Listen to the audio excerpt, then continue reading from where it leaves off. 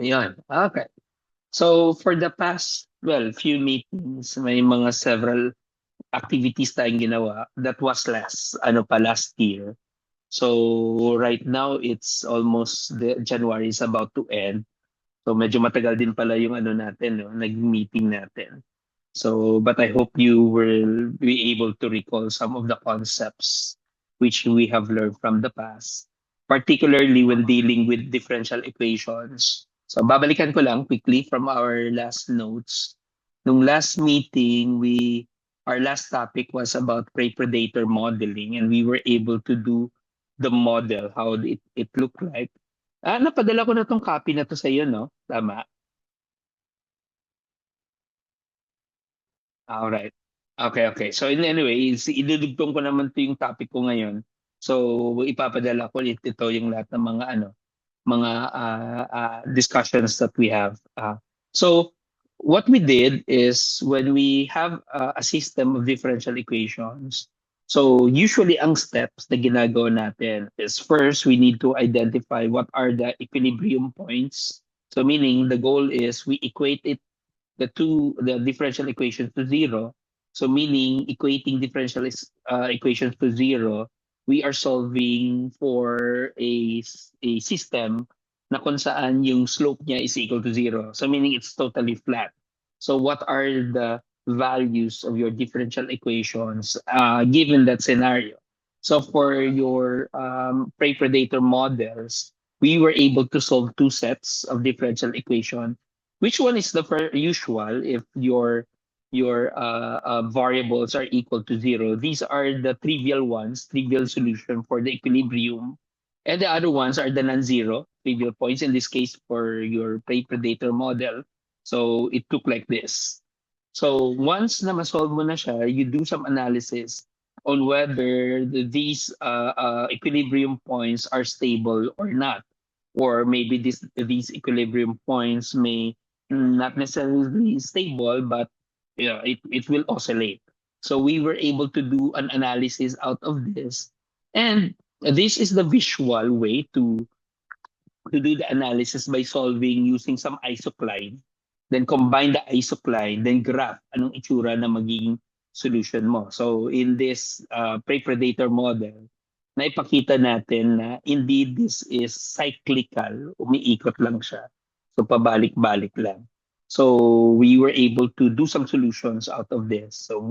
So I think na-graph ba natin ito last time? So we were able to provide an example and do some graphing out of that.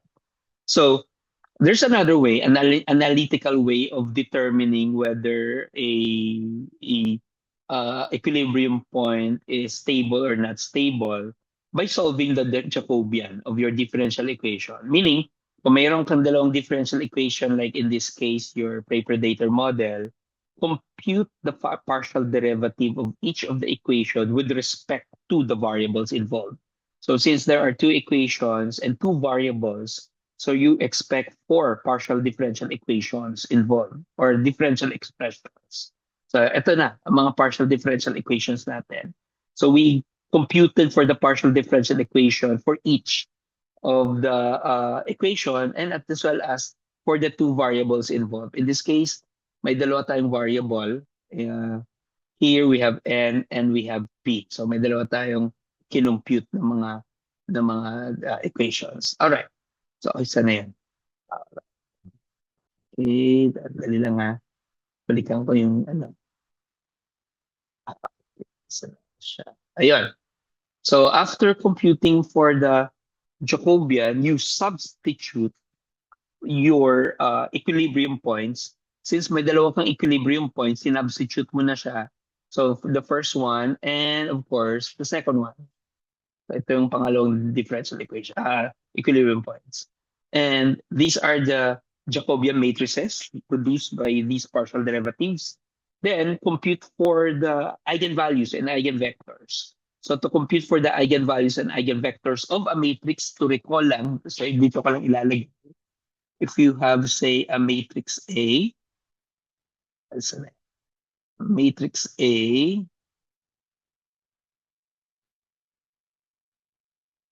to find the eigenvalues, values lambda. So we need to compute this. You take the determinant of the equation a minus lambda I, tapos equate mo yan to 0. So yun lang naman ang determinant. So yeah, it's a close and open parenthesis. So once ma-compute mo siya, you are given ang solution dito. It's actually a characteristic polynomial. So if it's a polynomial, if it's equated to 0, polynomial. So you can find the roots of the polynomial. So the roots of the polynomial are your eigenvalues. So in this case, since this is a 2 by 2 matrix, so you expect that your polynomial is actually quadratic. So kung 3 by 3 siya, kung tatlong equation, cubic kung 4, so quartic, and so on and so forth.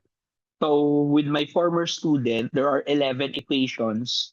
So therefore, 11 power na polynomial yung kanyang, yes. So we know, di ba, ang hirap maghanap ng solution nun. May mga techniques actually ginawa to be able to find the zero.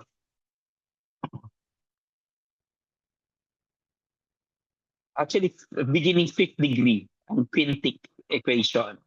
So that's according to Galois. Na-prove niya. Actually, hindi rin si Galois, much earlier.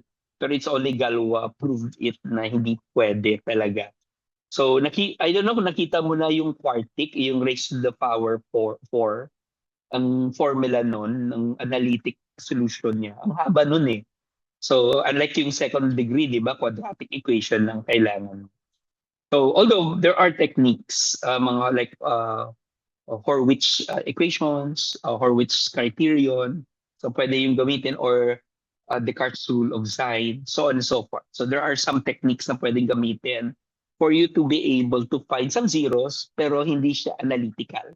So parang depending on the values of the parameters you're working with. So in this case, prey-predator model, we were able to calculate this. So for the 0, 0 na equilibrium points, we are sure na hindi siya stable because expected sana dito lahat ng mga eigenvalues mo must be less than 0, but mayroon kang positive.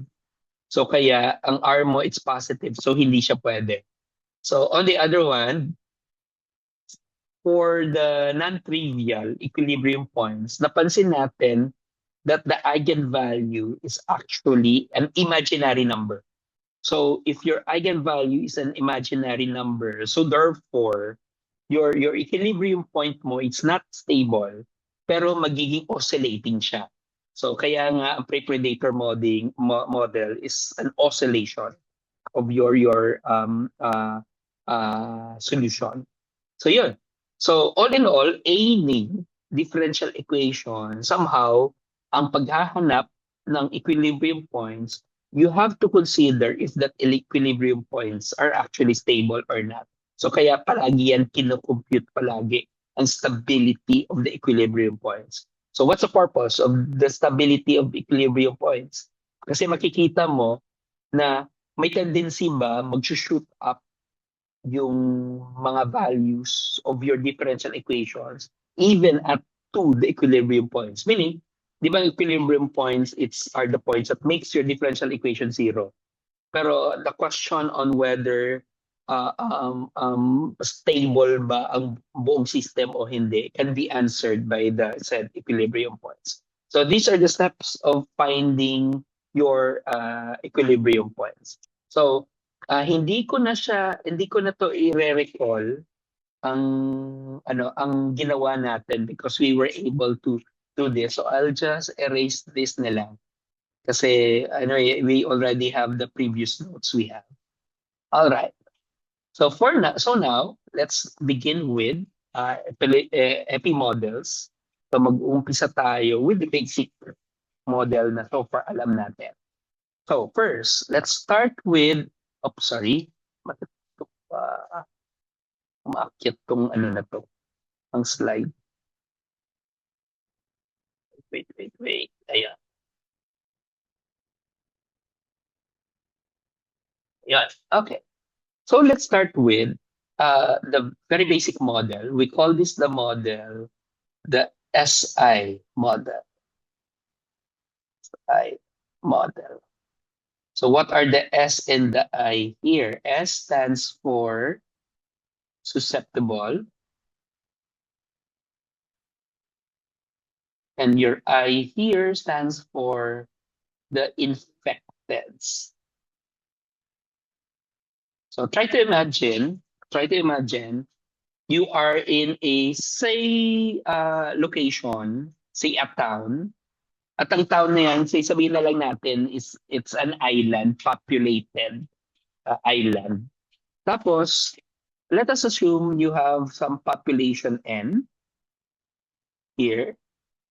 So let N be your population size. And out of these population sizes, meron nagkasakit. Say sabihin natin may 5. So tawagin natin itong 5 dots na to, yung mga taong nagkasakit na dyan. So let's call this your I. So your infecteds. So the rest are actually your S, your susceptibles. So ang susceptibles mo dito can be computed as follows. So just I minus N minus I. So meaning kung 5 lang yan, so the rest would be your susceptible. So what do we mean about susceptibles? Ito yung mga, that's correct. So pwede magkasakit. While the infected, nagkasakit na siya. So normally, ang assumption dito, sa sakit na we're talking about, normally viral. Pero sometimes we can do the model bacterial. Pero usually, parang naging effective ang model when you are doing, you imagining it's a virus that has to spread. So whether, what kind of spread yon? Is it respiratory, skin contact? Halimbawa, yung mga pamangkin ko ngayon, merong hand-mouth foot disease. So, yung isa kong pamangkin, yung youngest. Ang ano to? Uh, ano? Foot, hand, mouth disease. Yung may rash. Yung may rashes. So, ngayon nagka-rashes siya, sabi ng kapatid ko doon sa bahay nila. So, pero recovering naman. It's a very infectious, very infectious disease. Pero hindi naman ganun ka-scary. So, anyway. So, let's assume, so may sakit tayo, may mag-i-infect, say 5, let's put up some assumptions. So first assumption sa model natin. So every time when you do some modeling, palagi mo itatanong, so ano mga assumptions ng mga models nito? So first assumption na i-lay down natin, that the population, N, is equal to the susceptible plus the infected. Pero take note, for all time greater than or equal to 0. So meaning to say your initial time up to infinity. So that's the assumption. So what do we mean ng N equals S of t plus I of t? So it simply means that constant. Hindi lumalaki ang population, hindi lumaliit ang population, it will always be constant. So it's either, ang isa din, it's either susceptible siya or infected siya. And of course, hindi siya both. Parang wala namang tao na both susceptible and infected unless if there's a new disease. That's right. So yun, that's the idea. Or in other words, we call this yung ganitong idea, this is compartmentalization. Compartmentalized. Compartmentalization. So, parang you put one box, and itong mga tao na to, pwede siyang maging infected, so on and so forth. Okay, that's one. Second, assumption. I-assume natin ng population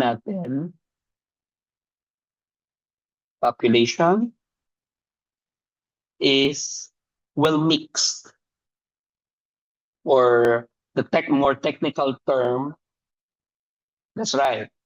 So tawagin natin homogeneous. So meaning they are spread out. So pwede silang they move around. Hindi yung parang tama yung sabi mo, nakagrupo lang, or yung ang diseases natin, it's only one part of the area and not on the other part. So meaning to say, it's a will mix.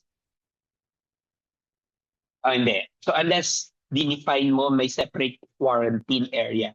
For now, wala pa tayong quarantining na ginagawa. Okay? Alright. So third, lastly, ang assumption dito, oh, may infection ka. Ano mangyayari right after? The assumption is that no recoveries. So, or removal from, that's right. So, hindi namamatay, hindi rin gumagaling. So, once infected, totally infected. Ano ba yung mga diseases na alam mo na once you are infected, hindi ka nagagaling? May idea ka ba?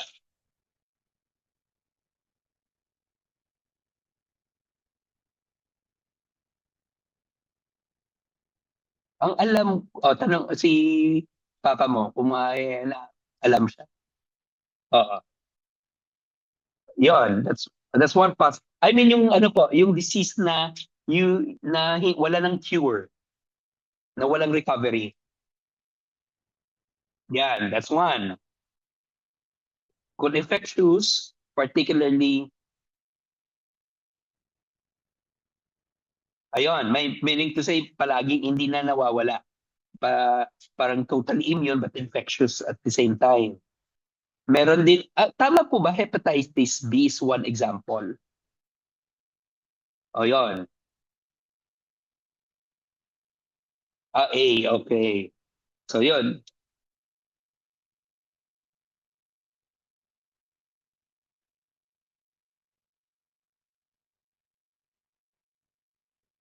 Okay. Ako may ano, naka ano na ako eh, ano yung may ano to, immunization on for I think D ang immunization ko dati. So hindi ko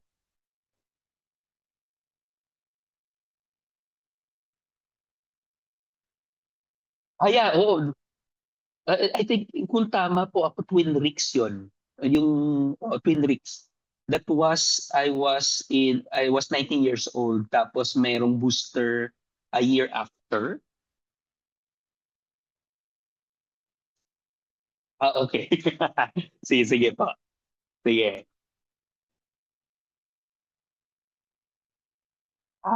Okay. Medyo matagal na mang booster ko eh. So hindi ko alam. ah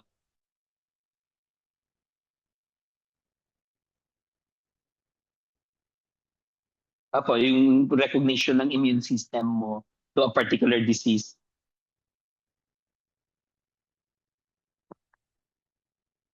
Yes, so kaysa na may mga cytokine storms kung in case na mare-recognize, baka sobra pati immune system, pating sarili mo cells tinitira na. Mm. Yung autoimmune yun. Opo.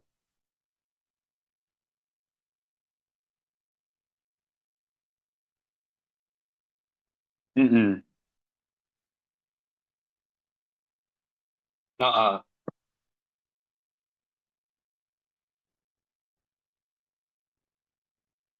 Opo.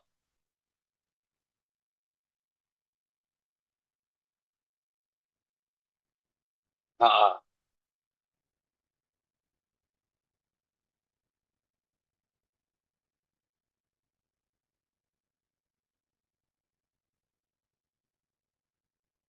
Mm. Sanitize pa. Oh, sobra. Oo nga.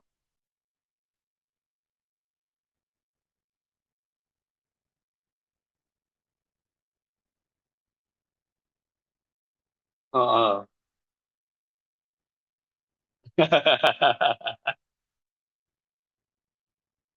Oo.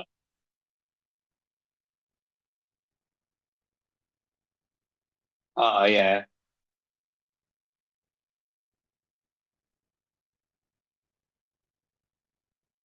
Tama. You might parang some sort of naturally immunize yourself to a particular disease, pero may dala din na other diseases na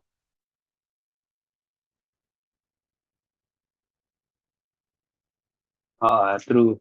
Tama po.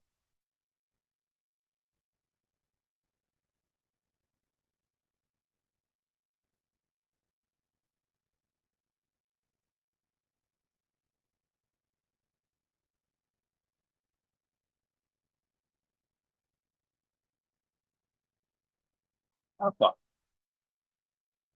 Alright, so I'll continue sa discussion po namin. Alright, so ito lang ang ano natin, ang ideas, the assumptions for the model. So wala tayong immunization na nangyayari. Population is well mixed. You imagine 24 hours gumagalaw ang population. Although in reality, in the real world, hindi yan totoo, di ba? So, magsa-slow down talaga yung mga diseases because people sleeps, etc. Pero let's assume everything is well mixed. So, homogeneous, no recoveries, and compartmentalized. What do we mean of compartmentalized? So, meaning let's consider this to be our compartment for susceptibles. Then let's consider that this would be our compartment for infecteds. And of course, there will come a time because of the homogeneous mixing, some of the susceptibles would be infected, so on and so forth. And the infectiousness can be represented by some probability. Let's call this probability beta. So what is beta about? This is just the probability of transmission. Ayan. So we don't know how big the probability is. More infectious diseases, the higher the transmission rate. By the way, may bagong, hindi naman bago, kundi may emerging ngayon na virus, yung Nipah virus, na which is more India, China, no, na border. I think it's mas mataas ang case fatality rate niya. 70% I've heard. Unlike sa COVID, 3% lang nga. So, ayun yung may theory. So may theory, tama ka. Sabi mo, kung, kung mas mataas ang case fatality rate at mabilis siya, so most likely the spread might be not that as bigger compared to the others na slower but maraming coverage na makakover niya. Tama yun actually. That's actually commission in models.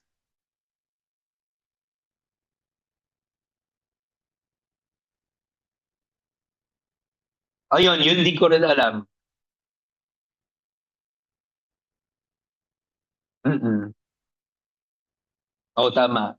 Kasi kung the longer ang incubation, baka mas malapad din ang ang yung spread. Oh, tama. That's another factor pala to really consider. So how will we model the future time of counting the number of infected individuals? So let's assume mathematically, this is the usual way we represent it. Let I of t plus delta t. Remember, ang delta t natin dyan, it's an increment of time. Normally, maliit lang yan na time. So if t is counted as days, delta t may be hours lang. Say 2, 3 hours, so on and so forth. Basta, it's a small amount of time. So the question is, what will be the future number of infection from time t? So that's t plus delta t. So of course, ika-count muna how many are infected at time t. Tapos ika-count mo ilan yung na-infect over the duration of delta T. So, ilan yung infection na nangyayari. So, over the duration of delta T, so, ang, ang homogeneous mixing tells us that all of the susceptibles is exposed to your infecteds, pero the transmission is based on some probability. So, yun lang. Ito lang yung ating parang simple equation to consider.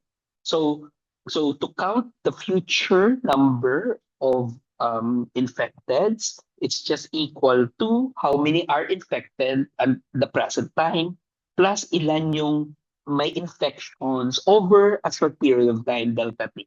So yan. So you can recognize this easily. Makikita mo siya kaagad, Joshua, kasi may delta T expression tayo. If I'll rewrite this, I of T plus delta T minus I of T, divide mo both sides of the equation ng delta T. And on the right-hand side, ang matitira, beta S of T, I of T. What do you think would be our next slide kung gusto mo siyang i-analyze? O meron ka na on the left-hand side, mukhang familiar na siya. Naalala mo pa ba to? We if we will analyze both sides of this equation by taking the limit as delta T approaches zero, meaning liitan mo ang increment of time mo smaller and smaller and smaller until it's almost zero. So we have the expression limit as delta T approaches zero. So ganun din on the right-hand side, limit, dito, limit as delta T approaches zero. O, punta muna tayo sa left-hand side. What is this? Yung limit of this expression. O, balikan mo yung calculus mo.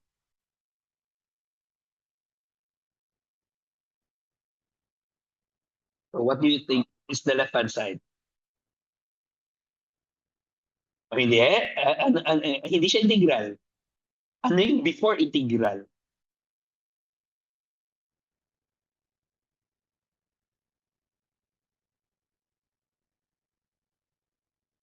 O, nalimutan mo lang. Actually, ilang beses to natin na 2 years ago. Kasi tumataas na yung natin, sometimes nalilimutan na natin yung basics. Ah,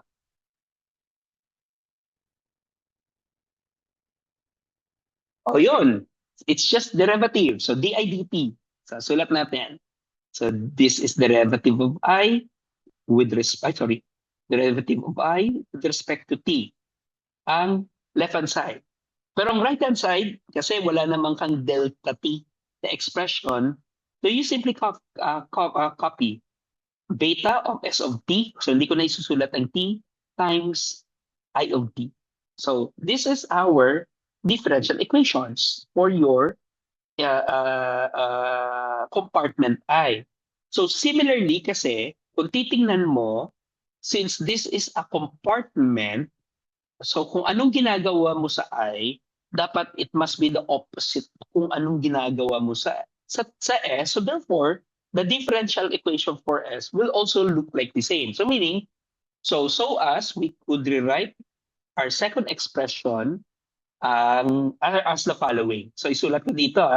So our expression would look like this. The derivative of S with respect to T is equal to, kasi compartment siya, kung nanggagaling yung infection mo from the susceptible, so it must be the negative of Si.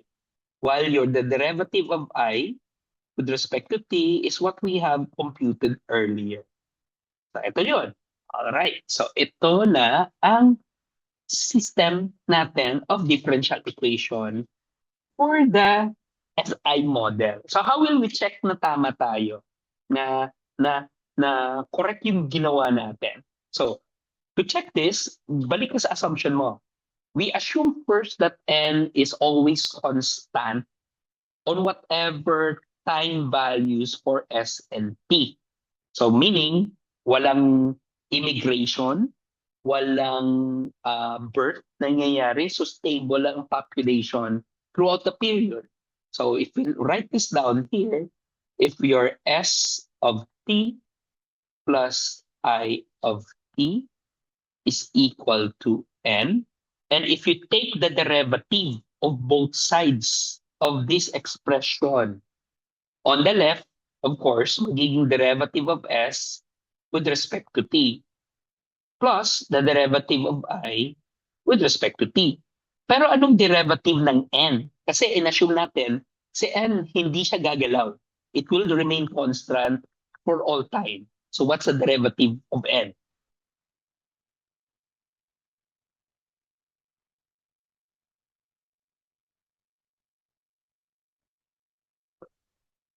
Zero, correct. Zero siya.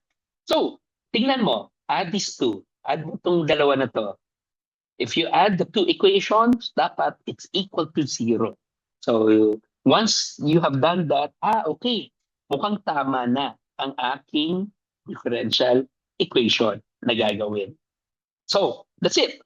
This is the idea of our calculating for your differential equations.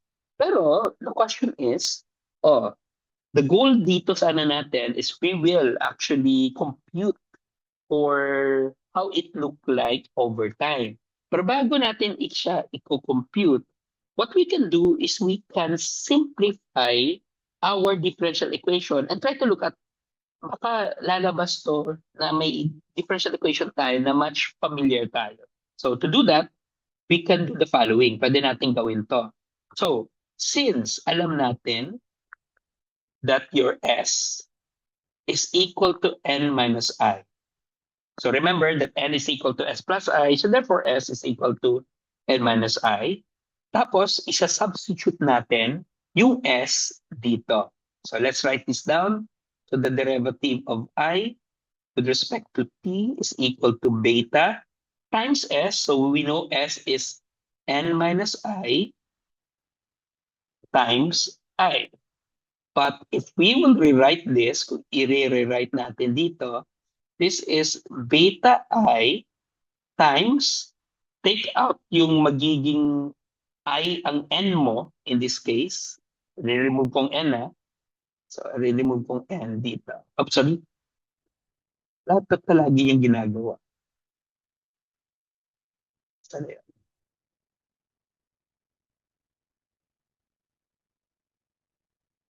Ayan.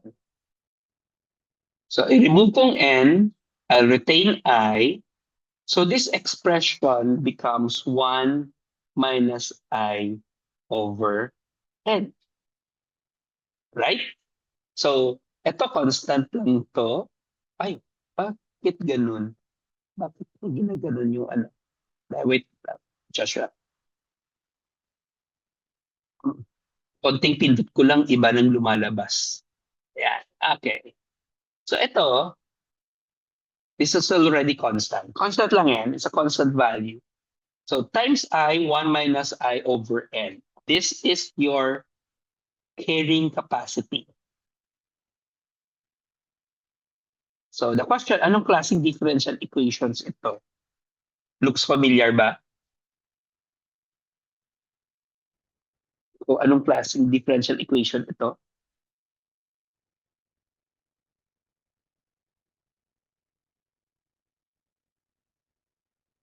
So,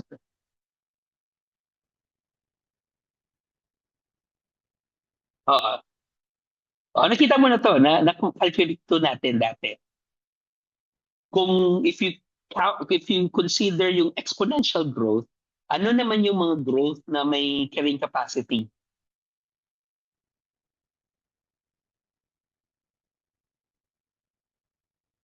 Mm-mm.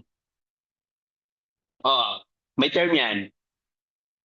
So anong klaseng growth model yon?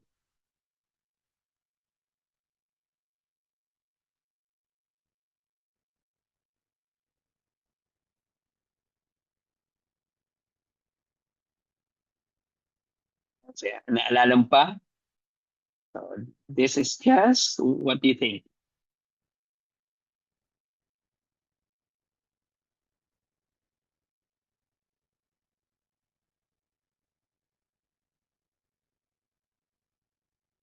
I'll start with letter L. Yan. At L-O, G, yan. Hindi? I. Correct, yan. Logistic equation. So, logistic lang siya. So therefore, if you are to graph this, naalala mo pa yung logistic equation, Kasi may carrying capacity siya na N dyan. So the growth look like this. Parang pa ganon. So yan ang magiging itsura niya. If it's an increasing growth of the logistic regression. So ito yung first model natin. Let's try to visualize this. So gagawin natin, let's use the Euler method to do the visualization. Using Excel lang ako muna. So I'll use the Excel sheet in my end. So let me see kung na-open ko na ba siya dito. Okay. Sige, I'll share it here. Sige, let me share. Replace ka.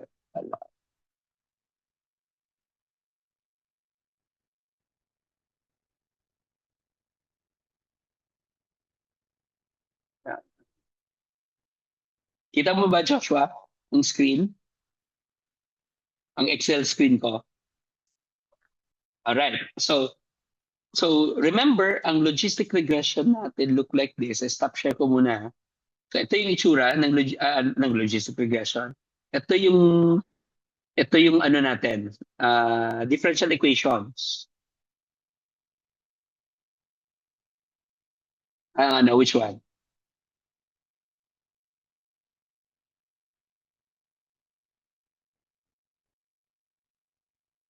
Anong nakikita mo dyan? Yung equation lang muna.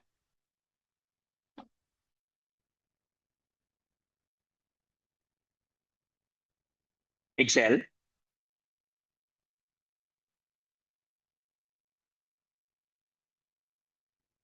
Okay. Wait. Sorry. Let me see. Kung stop ko lang to sharing, share ko ulit ah.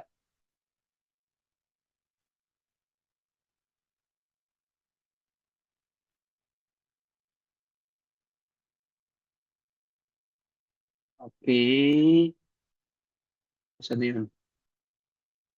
Ay, hirap ng ano ko. Ayan. Ay, sorry. Zoom pala to.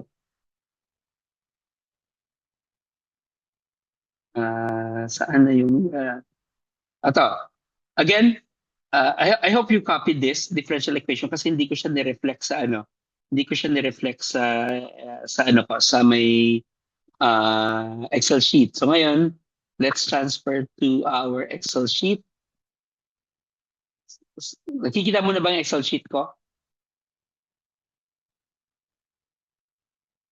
Alright, sige. So first, i-compute natin what are the slope functions which we were able to show it earlier for S. Ito yung slope function ng S. So it's just equal to negative beta times S times I. So ang beta natin, in-assume natin, it's 0.001. So therefore, this is the probability of the transmission or the transmission rate. It's just 0.001, so very slow. So that's beta times S times I. So yan lang. All right, that's the positive value.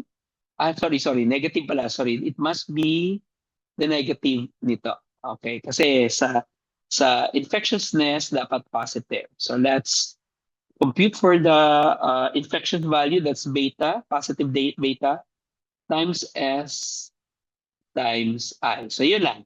Okay, and enter. So gagawin natin, let us anchor. Maglagay tayo ng dollar sign dito so that it will not move. And then gawin natin, let's use the Euler's method. Naalala mo pa bang Euler's method? Paano siya ini-implement, say in this spreadsheet? What will be the next value dito, yung nasa cell? So ginagawa natin sa Euler's method, previous value plus step size times slope equation, a slope function. Yes, okay, yun. So enter, that's it. So similarly, ganun din ang gagawin natin sa sunod. Previous value plus step size times the slope function. And then let's anchor yung yung ang mga dapat hindi gagalaw, yung mga nasa column B. Then we were able to compute this, copy this, and then you copy the whole line. Okay, drag na lang natin to. Then you will have the following calculation. So ito yung magiging itsura niyan. Yan. So ito lang, yung unang nakikita mo sa screen, this is your value for your S, pababa siya over time. So syempre, as time goes by, infectiousness would increase. So the number of susceptible by symmetry, dapat decrease din siya, bababa din siya over a period of time. So we don't know yet anong maging units values natin dito. So it can be months, it can be days. So depending on the type of disease which we have identified in this case. So far, wala pa naman tayo may ina-identify sa case. So this is the first model na papakita natin. So, sometimes, ang mga models na to can be determined depending on the situation. So, by the way, before I'll proceed, do you have any questions dito so far sa implementation na to na una, Joshua?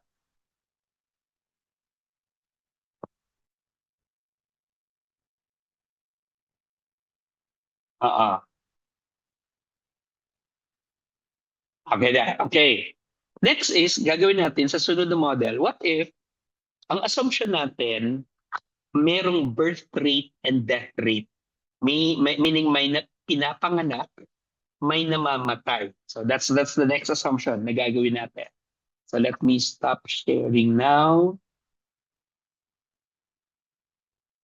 All right. So let's go back to our ano to sa discussion natin. So as ang next na model natin, assume natin still may mga susceptible, may infected, some susceptibles are becoming infected given that the probability of infection is beta. Okay? What if may pinapanganak? Let's call this birth rate B. Tapos may namamatay. Let's call this to be, I think anong letter ginamit ko dito? A D. So gagamit ako ng D dito. And gagamit ako ng D dyan. So the assumption is, again, may pinapanganak, may namamatay over a period of time.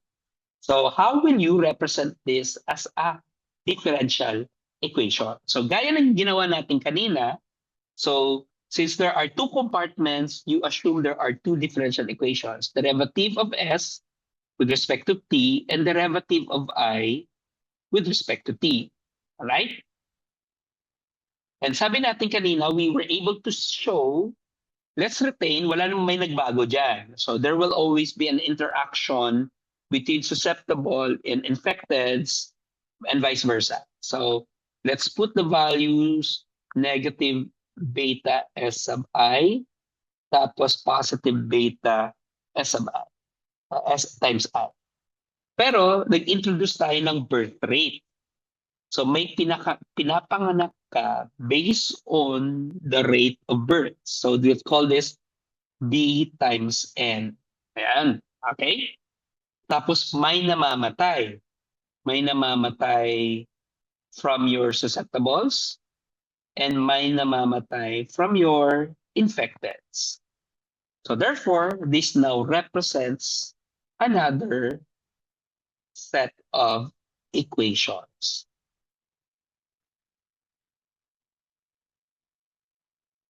All right. So unlike kanina, ang assumption dito sa unang equation natin, we assume there's no birth rate, there's no death rate. So walang may pinapanganak, walang may namamatay.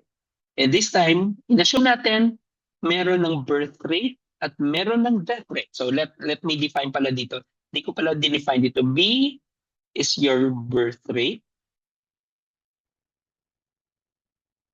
At yung D natin is your death rate or mortality rate. So, the question, do we have a valid differential equation? Valid ba ito yung ginawa nating differential equations. So I want you to look at yung statement na to. Kasi ang mangyayari, it's this. If you will add these two differential equation, the derivative of s with respect to t plus the derivative of I with respect to t. This is equal to what? This is equal to, kung i-add mo, anong matitira? You will have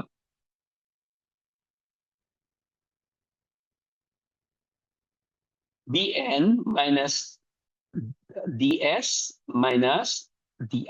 Correct. Pero remember, if we will rewrite this, this is just dn minus d times s plus I. Anong assumption natin when we add s and I together? It's equal to what? Sa assumption natin kanina. O, tingnan nyo. Anong assumption dyan? O, s plus, the whole thing, which is equal to n. So you will have bn minus dn. But the common factor is b minus d times n.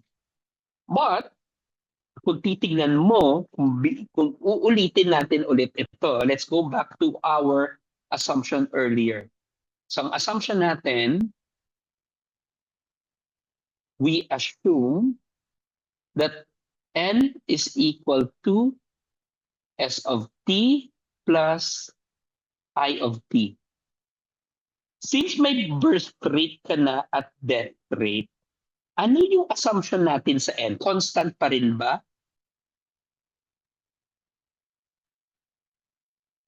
Hindi na. So therefore, it will vary with respect to time. So maglalagay ako ng n of t. So let me erase this first.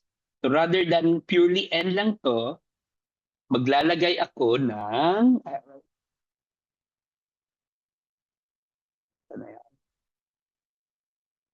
so maglalagay ako dito ng n of t.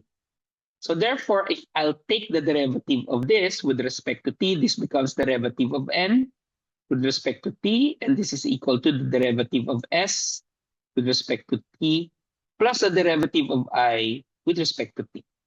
But take note, this derivative is equal to this, b minus d times n.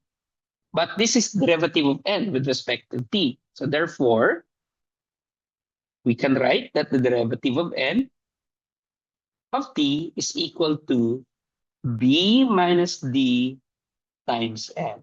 But what is this type of equation? Naalala mo pa ba to? Kanina we identify yung isa na may carrying capacity, logistic. Pero ito naman, yung differential equation na to is directly proportional to its size. So anong klaseng differential equations ito?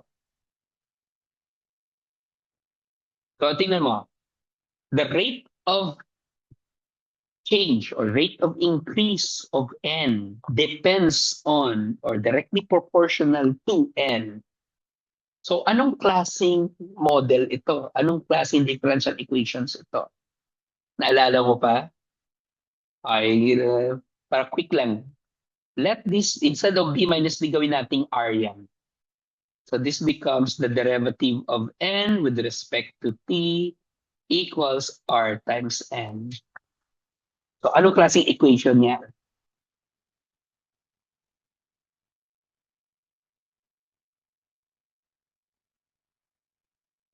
Anong prior to logistic type of equation? O, kung isosolve mo siya, anong itsura niya?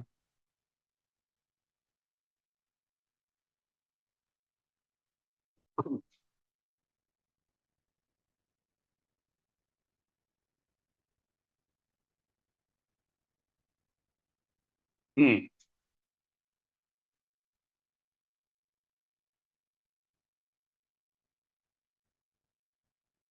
So this is, I'll give you a hint.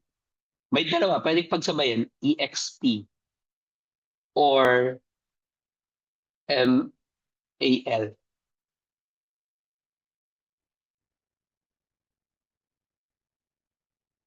What do you think is this? This is just your exponential model.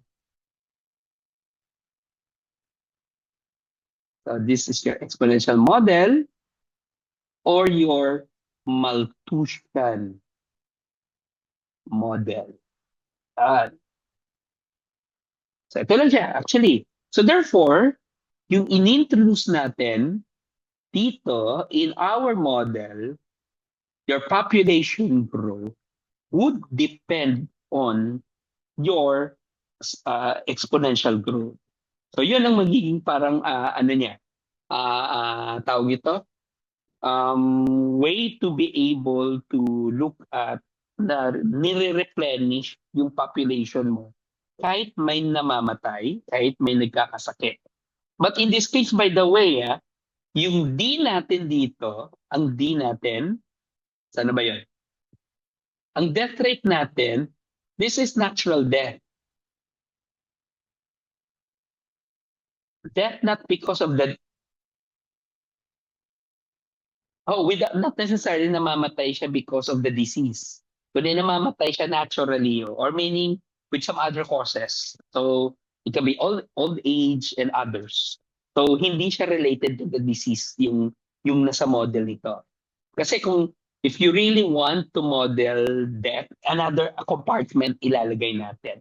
For now, hindi natin lalagyan ng compartment all about death on the disease. Ang assumption lang natin dito, still the disease would still continually infect you until you naturally die. Not necessarily die because of the disease. Okay? Ayun. So our interest is, let's try to look at this. I want you to maybe copy muna ang formula na to so that guided tayo when we go to our Excel. Na-copy mo na ba? Alright, so let me now share. I'll go back to my Excel sheet. Ayan. Kita mo na ang Excel ko?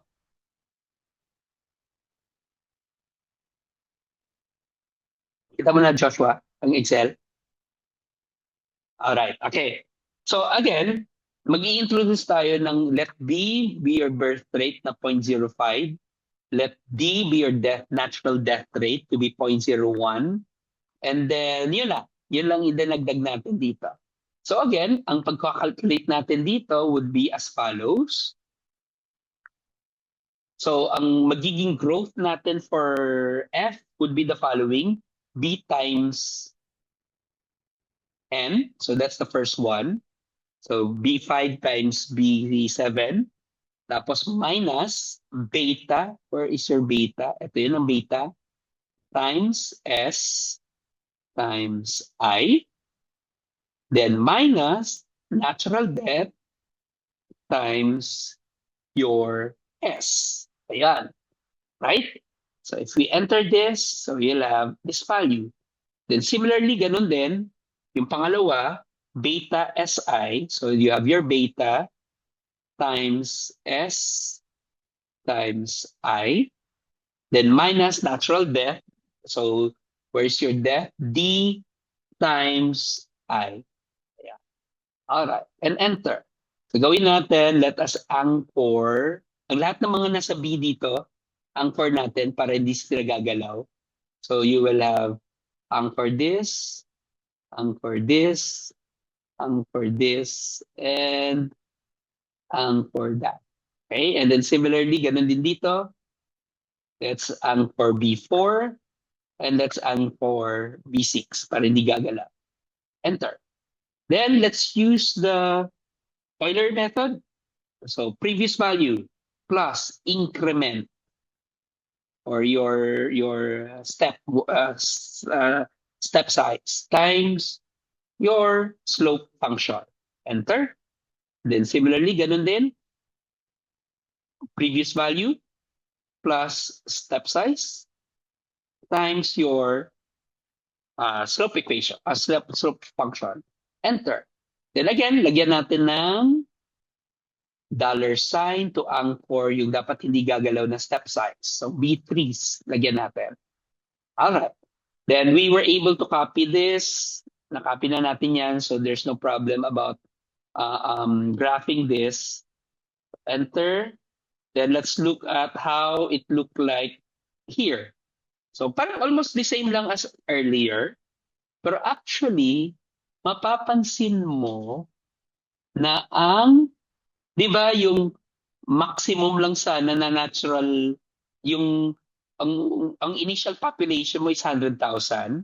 Pero tignan mo, ang number of infections mo, umabot na siya ng more than 100,000. Kasi there is a birth rate over a period of time. So meaning, as you continue increasing your number of iterations dito, ano yan, aapaw yan, hanggang more than 100 na to. Visually, makikita mo yung pagiging itsura niyan as you move your values bigger, bigger, and bigger. Okay? So yun, so far. Do you have any questions so far, Joshua? Okay, that's good. Sa sunod, ito yung gagawin natin. For now, I'll dismiss you early kasi ngayong 6 o'clock, I have to meet with my students.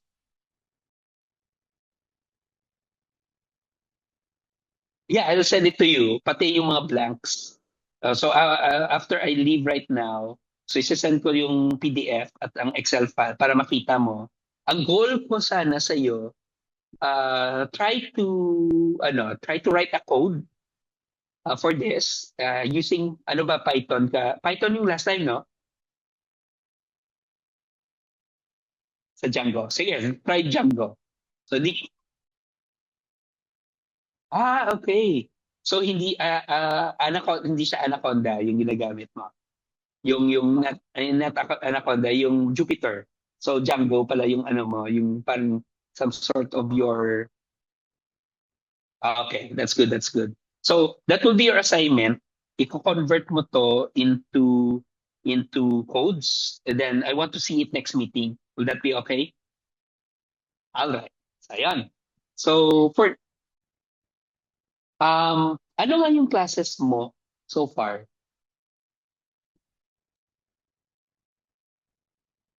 Okay. So pwede pa rin tayo Thursday kasi asynchronous ako sa mga students ko sa graduate school next week then. So we can still meet Thursday 4 o'clock in the afternoon. Will that be okay? Ayan. Sige, sige. So Thursday 4 p.m. All right. So for now, I think we end now for muna, Joshua. So I'll see you on Wednesday next week. Okay. May any question pa ba so far? Okay. Thank you, Joshua. So I'll send it in. Well, all right. Bye.